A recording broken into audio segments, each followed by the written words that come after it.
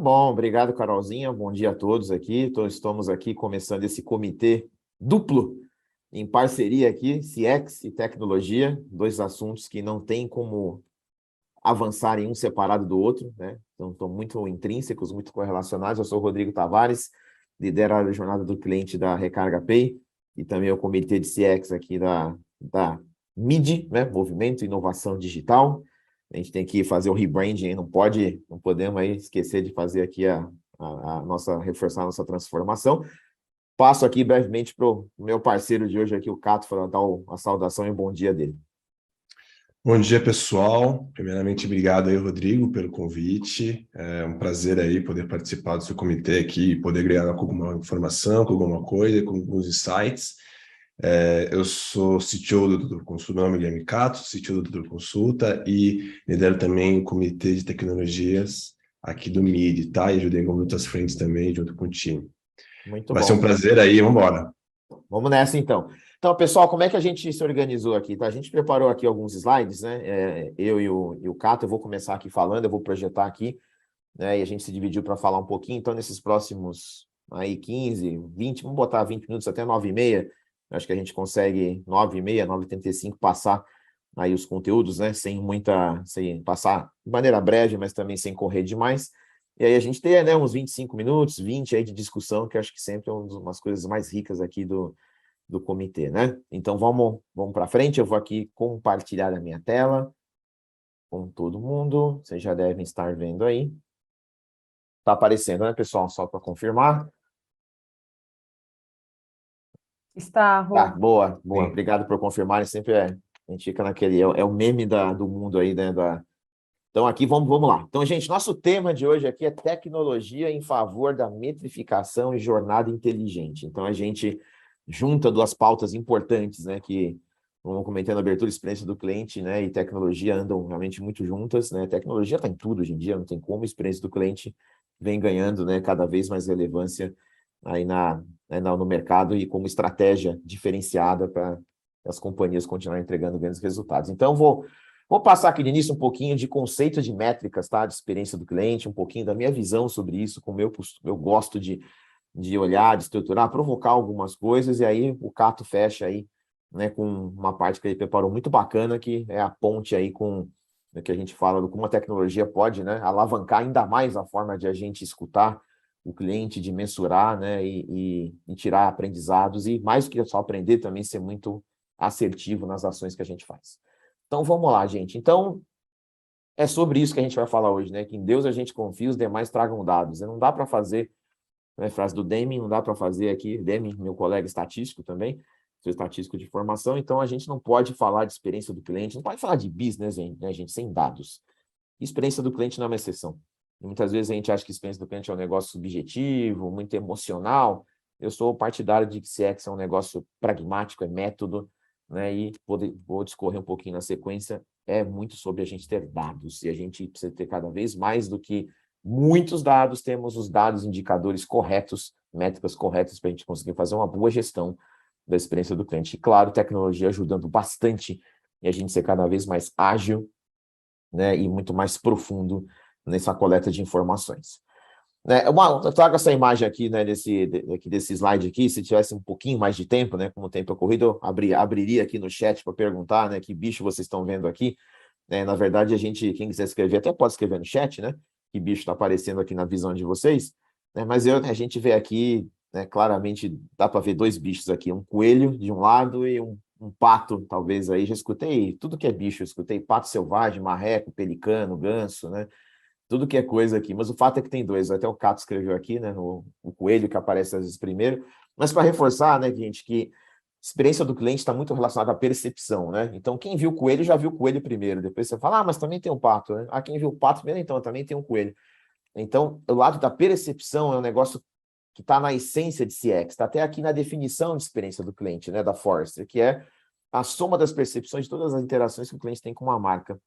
Então, CX, ao mesmo tempo que a gente fala que é importante ter dados, metrificar as coisas, é desafiador porque uma grande parcela da experiência do cliente, ou na sua essência, experiência do cliente é sobre percepção. E percepção é um troço subjetivo, né? Tem gente que olha lá, viu o coelho, tem gente que vai olhar para ver o pato, né? E se você falar para o cliente, olha que coelho lindo que eu fiz, o cara fala, pô, eu estou vendo um pato aqui, a percepção do seu cliente é a tua realidade, né? Não adianta a gente querer convencer o cara de que o pato que ele viu é um coelho. A gente tem que entender como é que a gente trabalha isso melhor daqui em diante. Então, a percepção está na essência de experiência do cliente e é um desafio a gente traduzir percepção em números, indicadores, mas precisa. E relembrando, né, para a gente construir a experiência do cliente, a gente tem as expectativas dos clientes, né, que é ganhar tempo, ter uma solução e experiência prazerosa. São os 3 pilares de expectativas que os clientes tiveram, têm e terão. Entregue tempo ao seu cliente, não faça ele perder tempo. Resolva uma necessidade concreta, né, que possa afirmar dor por consulta, recarga P, a gente atua para resolver dores concretas, né, dos clientes, né? E claro que as companhias de vocês também, tem várias companhias incríveis aqui, estão resolvendo problemas concretos aí dos clientes. Isso é importante. E tem que fazer isso com uma experiência prazerosa, simples, descomplicada, né? Humana, engajadora. São as coisas que os clientes esperam. E eu coloco essa expectativa por quê? Porque é para remeter como é que a gente constrói a experiência do cliente. E por que eu coloco como é que constrói a experiência do cliente? Porque a gente tem que medir a experiência do cliente do jeito que ela é construída. É igual um projeto de arquitetura, quando você vai fazer a construção, tem lá a planta, você vê, bom, né? Você vê se construiu como foi desenhado para construir. Então, a experiência do cliente é construída começando pela base. Resolva a necessidade do cliente, ou a dor que ele tem, o problema que ele tem. E aqui eu não falo saque, tá? Resolva a necessidade dele. Depois tira o esforço. Depois crie conexão emocional. Então, veja que a parte emocional está aí. Tem uma parte muito pragmática de resolver a necessidade da pessoa e de tirar o esforço, que também é uma outra percepção que a pessoa pode ter de quanto trabalho deu para fazer alguma coisa. E essas 3 camadas interessam as expectativas, né? Resolver o problema é a solução, baixo esforço é ganhar tempo, emoção é a experiência prazerosa. E a gente tem que construir desta forma, não adianta começar a fazer CX por emoção, que é o topo da pirâmide. Ninguém constrói uma casa pelo telhado primeiro, você começa por baixo. Então tem um método, CX é método, é pragmático e constrói-se dessa forma a experiência. Então, eu preciso medir dessa forma. E o método de CX é melhoria contínua.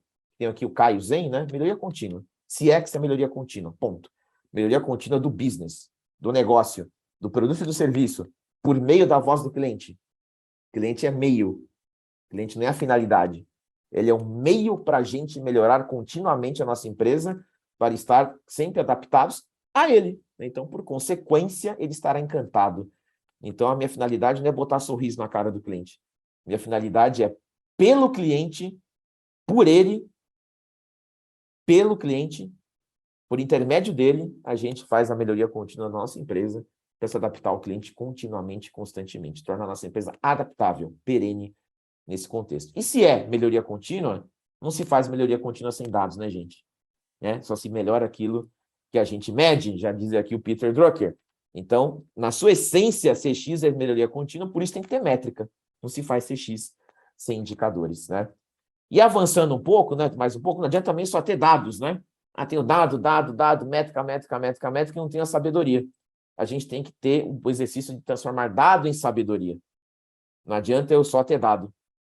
Dados hoje não faltam. Né? Assim, tem muita informação e a gente precisa saber quais são as métricas e dados mais importantes e de acordo para medir aquela construção de CX. E como é que eu transformo isso em sabedoria? Se não adianta você ter só apenas um dado, um exemplo. O NPS está 20. Isso é um dado. O que eu faço com isso? É bom? É ruim? Que ação que eu tomo?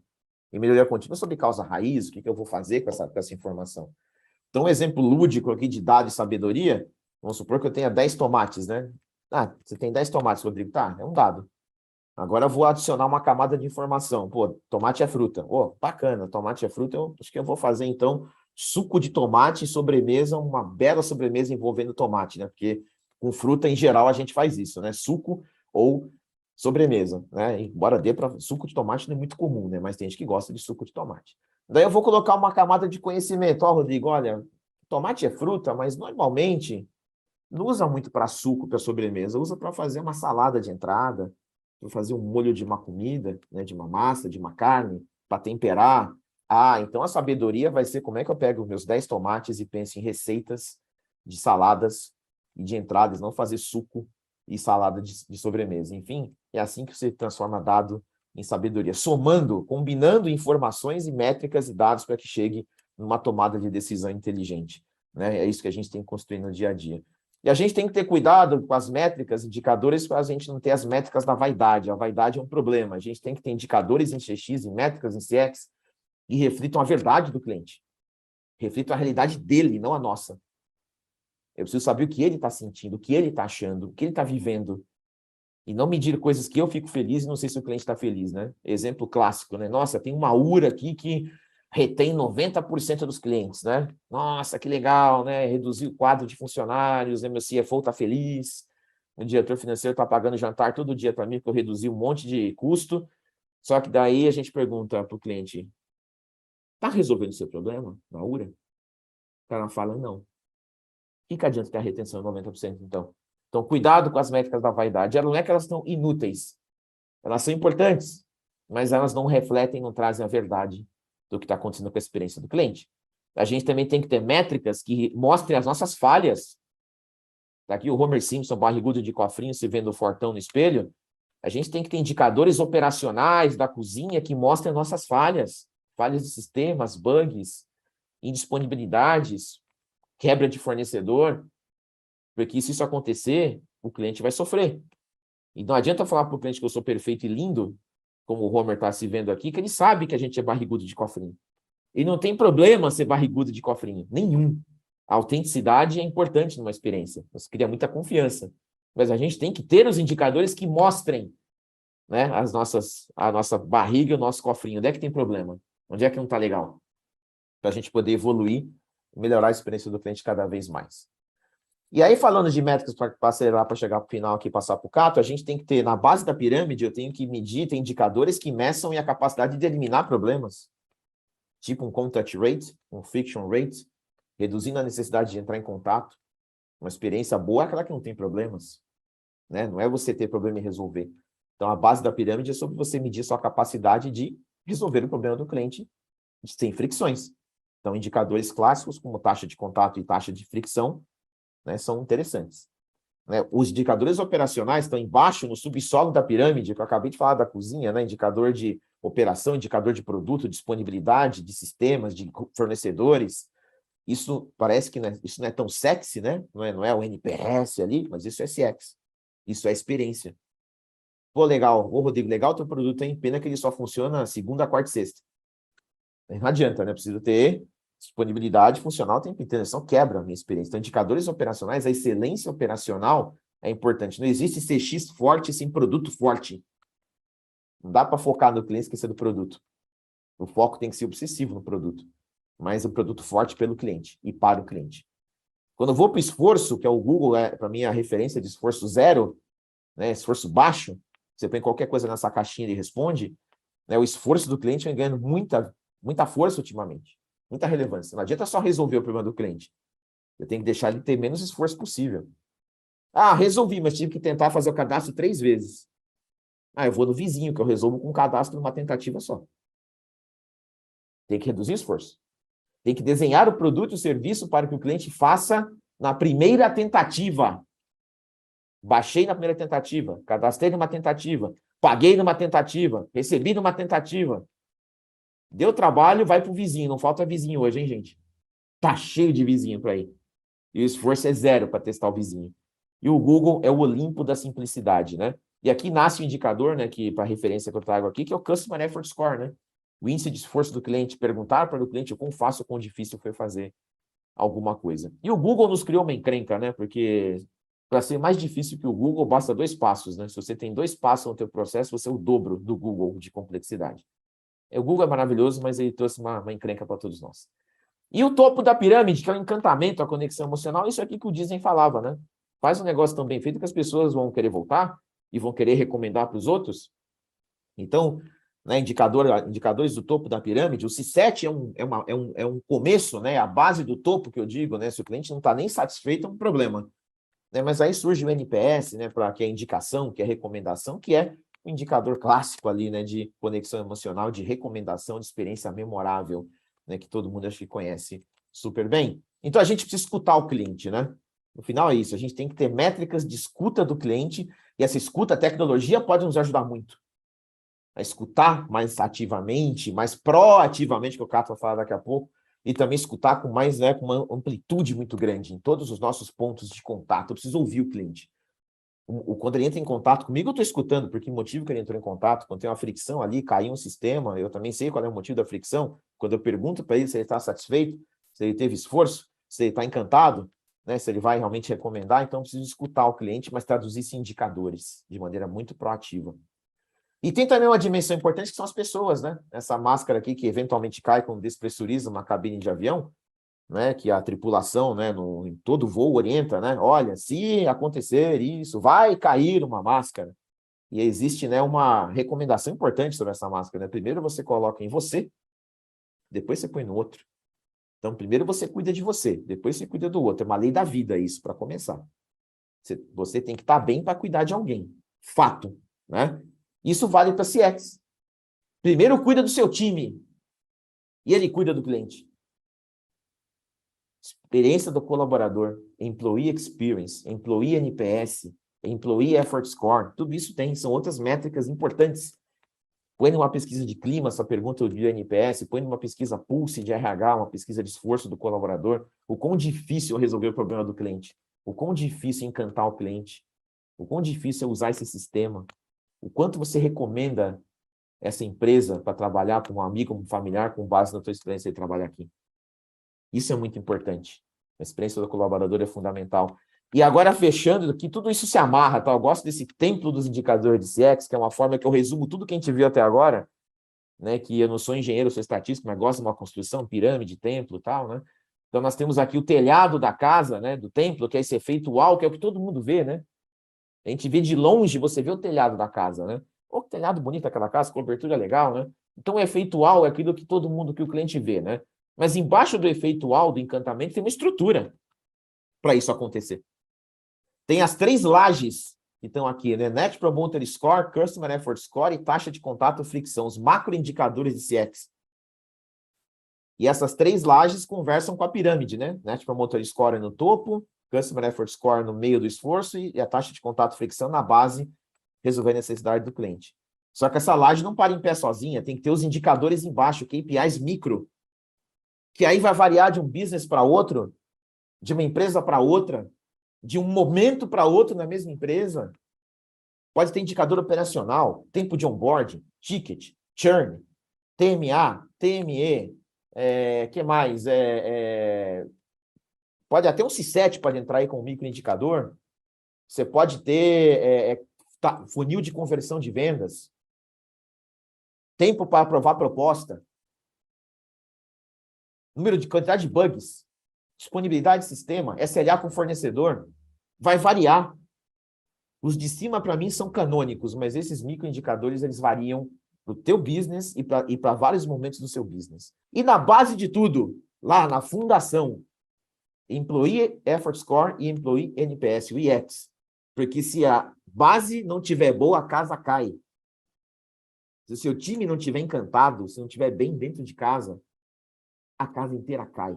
Não existe experiência sustentável ao cliente sem você ter a experiência do colaborador como começo de tudo. Então, você tem que estar lá embaixo segurando tudo, como pedra fundamental da casa, os indicadores, como está o seu time, como está o clima, como é que está o encantamento dentro de casa.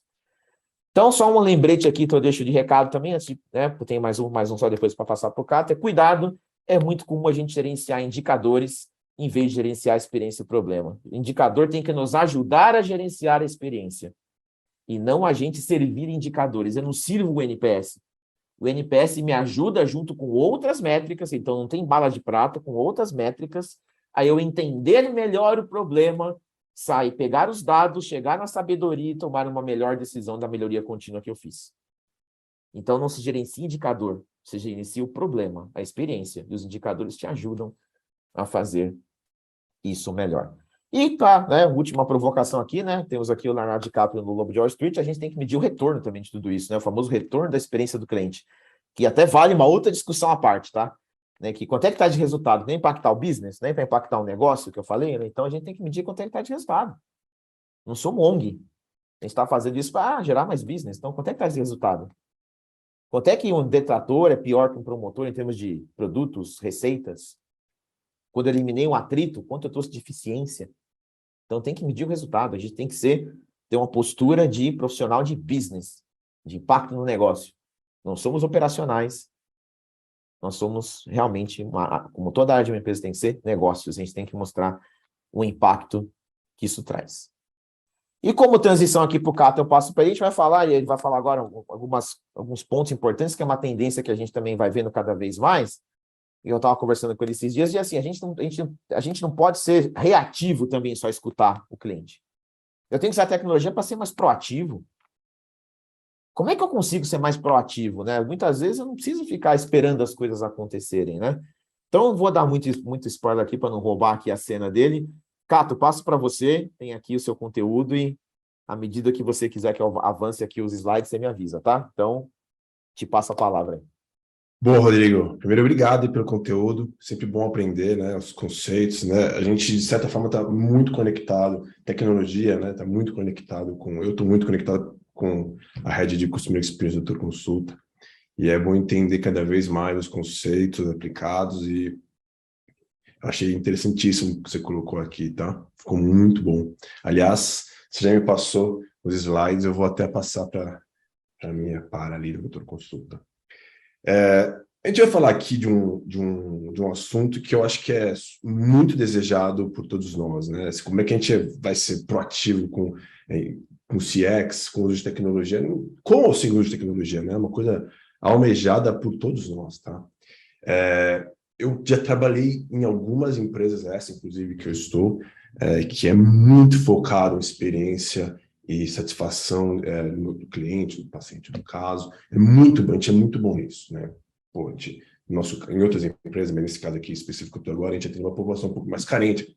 O cara vai gastando dinheiro para receber saúde, então ele tem que ser muito bem atendido. A gente tem NPS altíssimos, enfim. Mas ainda a gente não está numa maturidade de sermos totalmente proativos. Eu nunca trabalhei numa empresa que tinha essa abordagem muito bem estruturada, tá? Eu acho que é um caminho aqui para a gente sentar, discutir junto. É um caminho aqui para a gente sentar, ver se a gente pode criar boas práticas, padrões que podem ser absorvidas e utilizadas por todos os associados aqui. Então, apesar de nunca ter trabalhado numa empresa que é referência nisso, eu já participei de 2 cases que eu trouxe aqui, tá? Então, outros cases para a gente discorrer sobre. E um no e-commerce /marketplace que eu trabalhei há alguns anos atrás, e um caso que eu estou aplicando, inclusive, agora no consulta, tá? Então, espero que possa gerar alguns insights aí. Pode passar, então, aí. Bom, o primeiro caso, tá? Eu não coloquei aqui o nome da empresa, eu vou falar aqui para vocês, porque eu não sei se, né, enfim, não é associado, mas foi no Walmart esse caso, tá? Então, a gente estava implementando, alguns anos atrás, o Marketplace. A gente já fazia a venda de produtos 1P, né, que a gente tinha em estoque, centro de distribuição, então a gente estava implementando o Marketplace. E não éramos bons nisso. Tá? Aliás, no mercado na época não era bom ainda, tá, em fazer isso. Então, a VTEX estava rampando, o conceito de marketplace era bem difundido lá fora e não era muito bem aqui. Quando a gente implementou aqui, foi um desastre do ponto de vista de satisfação, de experiência, de customer experience. A gente não tinha indicador. O nosso call center e nosso saque, as caixas e as URAs estavam sempre lotadas, tá? Então, a gente tinha uma plataforma nova, já um conceito bem moderno, uma plataforma distribuída, com microserviços, para a época era bem moderno, mas uma série de passos ali para o nosso cliente, a gente não tinha muita informação, a gente não sabia muito quando tinha um problema, colocando aqui o conceito da base que o Tavares trouxe, a gente não sabia nem fazer o básico antes. A gente nem resolvia os problemas, a gente conseguia. Quando o cara ligava, o meu pacote não chegou, a gente não sabia em que ponto, se era o pagamento foi autorizado, se era um problema de análise de fraude, se era ali o nosso workflow do pedido, ou no contato com o seller, né, com quem estava vendendo a nossa plataforma. A gente estava montando essa plataforma, a gente estava aprendendo, e a gente falou assim, bom, vamos buscar o que tem de conceito em relação a isso, tá? E a gente foi buscar ali um padrão de projeto chamado Client Saga, que basicamente é tudo que o seu cliente fez durante a jornada, eu crio um evento. Eu falo assim, bom, que eu botei aqui um exemplo, né?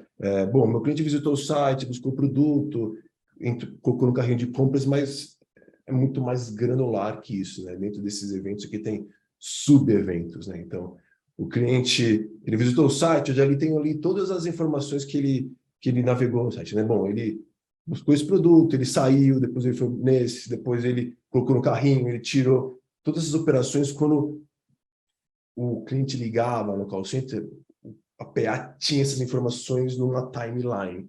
Parece ser básico, mas uma arquitetura completa, uma plataforma complexa, aliás, não é tão simples. Para cada evento que eu gero, depois eu vou explicar como é que a gente implementou isso. A gente implementou isso em 3 fases, então até que as tecnologias que a gente usou, não é uma coisa tão simples de fazer isso, né? Porque isso aqui não é como eu comuniquei com o paciente, não é um ponto de vista de holístico de comunicação, CRM, ou uma ferramenta de omnichannel que inclui ticket, que inclui mensagem de comunicação, não é isso. É isso também, né? Isso é importante, mas quais foram todos os passos que o meu cliente fez na minha jornada, online ou offline, tá? Eu tenho que conseguir registrar isso numa cadeia de eventos. E, putz, como a gente conseguiu colocar isso para PA, para o time de saque, para o time que faz atendimento ao consumidor, mudou o game, tá? Mudou o game em tempo de resposta, em a gente conseguir mapear e segregar, clusterizar quais eram os problemas e criar planos de ação. Isso mudou o game, tá? Completamente, além de todos os, entre aspas, batidão de indicador de NPS que a gente já fazia na época, tá? E quando a gente começou a evoluir isso, né, a gente começou a clusterizar esses problemas e gerar alarme. Então, a partir do momento, eu coloquei até, né, 5% dos clientes não receberam nota fiscal, né, porque já que eu tinha todas essas jornadas mapeadas em evento, eu conseguia agrupar isso e gerar um alarme. Se o cara não recebeu nota fiscal no e-mail, cara, ele vai ligar para pedir.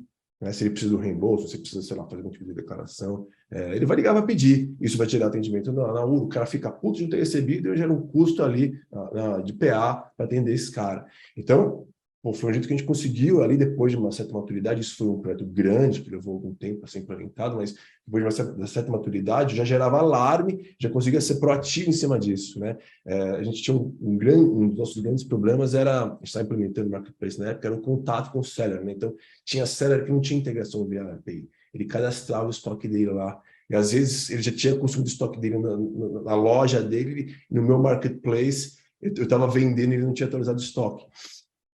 E aí o pacote não chegava na casa do cliente porque o cara não tinha estoque. E eu conseguia, de forma preventiva, mapear isso e alarmar isso, já contratar o seller, ou já descadastrar o seller quando era reincidente, por aí vai. Tá?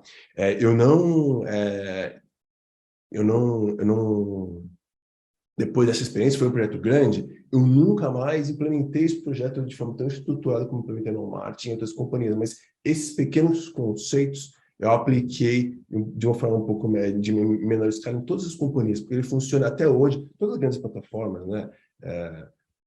Sei lá, Microsoft, Facebook, Meta, né? O Google usa esse conceito. Grandes plataformas têm esse conceito de plataforma orientada a eventos bem estruturada, tá? Mas é um conceito caro de ser implementado. Até hoje eu não tive a oportunidade de repetir. E como a gente fez isso, né? Antes de a gente desenhar, de a gente estruturar nossa plataforma para soltar esses eventos, a gente adotou uma tecnologia antes para agilizar esse processo, né? Que basicamente esse Greylog Splunk que está aqui, você conecta nos logs da sua aplicação e ele gera um dashboard para você de negócio. É muito mais fácil você fazer isso. Porque todas as aplicações elas geram log, né? Quando um cliente entra na sua plataforma, ou fala com o seu bot, ou quando ele entra no seu funil de conversão, tudo isso vai gerando informaçõezinhas que a sua aplicação ela grava isso num arquivo ou num concentrador de log. E você consegue pegar essa plataforma, se conectar nesses logs e gerar insight de negócio. E um dos insights que você pode criar é essa saga do cliente, que ele fica ali cadastrando todos os seus eventos e mapeando para você o que ele fez, tanto para você fazer uma ação preventiva ou quanto para você fornecer isso para o seu PA ou para o seu, enfim, ter ou para algum tipo de automação, né? Quando o cliente entra na área logada ou quando ele entra no chatbot, você já sabe que tem algum problema, você já fala, identificamos que você está com problema na entrega do seu pacote, já estamos trabalhando para resolver o seu problema, já é uma outra experiência que você dá para o seu cliente, tá? foi super legal, um case de sucesso, e assim, depois a gente evoluiu isso para uma plataforma que se chama CQRS, que é uma plataforma orientada a evento ali, seria o supra-sumo, tá? Então, se vocês quiserem encher o saco dos vossos CTOs, estão aí os nomezinhos, tá? E passando para o próximo case, né? Esse é um case de uma tecnologia que a gente está usando, Speech Analytics, e é assim, né? A gente está sendo bombardeado aí, para o bem ou para o mal, por uma série de tecnologias, né? Demo App, Speech Analytics, Chatbot, uma série de tecnologias que estão vindo aí, e a gente tem que ir com muito cuidado, né, na hora de tecnologia que eu vou usar, porque senão você só faz isso, né? O fornecedor tenta te abordar o tempo inteiro e aqui, quando você vai aplicar uma tecnologia dessa, acho que, volta de novo no conceito ali do Tavares, o que você está querendo resolver, né? Você vai colocar aqui, vai fazer um teste com o vendedor só porque te abordou. A ideia pode ser legal, mas muitas vezes você tem que ter muito bem claro que problema que você quer resolver. Se você quer resolver o seu problema, você quer ganhar eficiência, você quer criar uma conexão emocional. O que você está querendo resolver, tá? Eu tinha a gente está com dois grandes problemas que a gente precisa endereçar na doutor consulta, tá? A primeira é como é que a gente supre a falta de oferta e disponibilidade médica. A gente consegue... Como é que a gente cria oferta no doutor consulta, né? Cria a disponibilidade médica, a agenda dos médicos? Quando a gente entende a demanda passada, tem um algoritmo que chama Scala AI, e ele propõe para os médicos a abertura dessas agendas. Olha, tá tendo muita gente procurando por cardiologia. Por que você não abre terça-feira à tarde uma agenda de cardiologia? E a gente é muito bom em fazer isso para quem foi, e para quem não foi, a gente é muito bom de mapear isso no digital, né? Porque a gente sabe que o paciente foi lá, ele escolheu, achou, ele voltou, e a gente pega essas informações e dá de input para o nosso algoritmo. Mas e quando o cara está ligando lá, né? Ele não conseguiu achar a agenda dele, eu perco um pouco essa informação. E eu tabular isso no meu call center, eu coloquei até, né? Eu não tenho espaço no meu TMA, né? Alguns tipos de tabulações eu vou perguntar muitas coisas, aí o cliente vai questionar, e eu já coloquei 30 segundos no script da PA, ferrou, né? E uma outra coisa também é alguns tipos de reclamação, né? Tem umas reclamações que o nosso paciente faz e nossas PAs são orientadas a ter um contorno, né? O paciente tem que ser feliz, né? Então, aí no caso, se eu conseguir um contorno, eu perdi essa informação, tá? Então, aí, a gente conseguiu falar com essa companhia chamada Blue Six, recomendo, inclusive, e o que eles fazem? Ele pega só, obviamente, não todas as suas ligações, mas elas pegam as ligações por amostra, elas conseguem transcrever, fazer agrupamento por termos que você escolhe, e ela segmenta por entonação, né? Se é uma entonação boa, se é uma entonação ruim. Então, no caso da oferta médica, né, que eu estava falando aqui, como é que eu sei que o paciente queria ir e num determinado centro médico nosso e não tinha a oferta de médico, de agenda médica para ele? Então, eu faço, essa data eu não quero, esse termo, né? Consegui clusterizar isso. Essa data eu não quero. Eu agradeço, mas eu estou procurando outro horário. Ou, hoje para mim não dá, teria que ser amanhã. E a gente conseguiu segmentar isso, sabendo de qual centro médico o paciente estava procurando. Ou, quando ele entra, a gente identifica ele na URA já. A gente conseguiu clusterizar e falou assim, bom, eu dar de input para o algoritmo essa informação, né? Olha, coloca, é bom sugerir mais médico lá em São Bernardo, mais ginecologista, porque tem demanda ali e está precisando desse tipo de médico. E reclamações, mesma coisa, né? Quando o paciente fala assim, olha, vou procurar meus direitos, ou não, vou no PROCON, vou abrir uma reclamação no Reclame Aqui. A gente conseguiu segregar isso, tá? Porque às vezes essa informação, às vezes, a PA não conseguia tabular, ou não era passada para a gente. E a gente conseguiu também mapear alguns problemas e pegar alguns produtos que esse paciente usou na doutor consulta e ver se estava tendo algum tipo de problema. Uma outra coisa, a gente faz isso também para o que a PA fala, né? Então, olha, esse exame a gente não faz, ou esse exame hoje a gente só executa em São Bernardo, o paciente quer fazer isso em Pinheiros, e eu não tinha essa informação. Tá? De novo, por algum motivo, ou era um contorno da PA, ou a gente tinha espaço no TMA para tabular isso. tá? E a gente está com esse projeto agora, tá? Já com dados interessantes, tá? No caso da oferta médica, tá? No caso da reclamação, um trabalho um pouco mais extenso. No caso da oferta médica, a gente já conseguiu melhorar a curiosidade do algoritmo, já com os dados que estão sendo fornecidos por essa empresa Blue Six, tá? Bom, pessoal, eram esses dois casos que eu queria trazer. Eu acho que esse aqui é um tema muito legal, tá? O Tavares, putz, acho que vale aqui, se o time aqui, se o pessoal do comitê quiser discorrer, a gente pode trazer mais cases, pode buscar algum tipo de benchmark, ou podemos montar um grupo de trabalho para a gente ver se tem alguma coisa que serviria para os associados aqui do MIDI, tá? E, de novo, aí, obrigado pelo espaço e sempre bom aí poder ajudar o time aqui, tá bom?